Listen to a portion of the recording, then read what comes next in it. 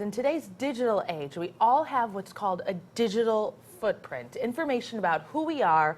A lot of it is available online, and a lot of it is stored in huge databases. But do you know how much people know about us that's on a server somewhere or on the internet? Well, we looked into that along with a local online security expert, and he talked about what he's concerned about and what we should think about before we give out our information about ourselves. So, is that you? That is me. It's amazing these days how much you can find out about a person so quickly online.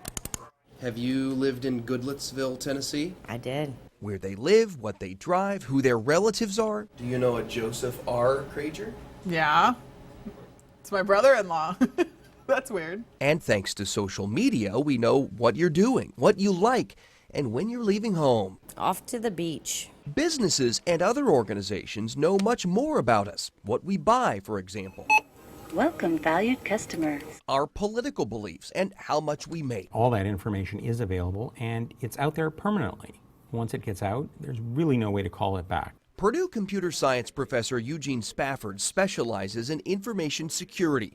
He says much of it comes from public records databases, and a lot of it we give out on our own, not only on social media, but when we fill out anything about us online. He says it's important to think about that. And generally, there are enticements to enter information online, and you should consider that if you enter it one place, it's shared everywhere.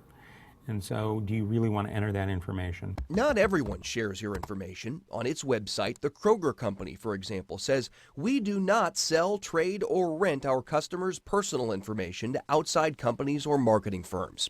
But the Federal Trade Commission says some do collect so-called big data and sell it to third parties.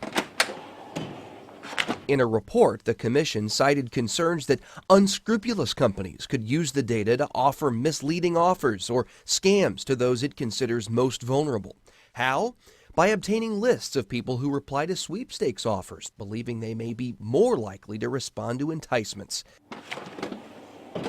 There are some things you can do to try and keep your personal information personal. The best place to prevent that from getting out is simply not to give it out in the first place.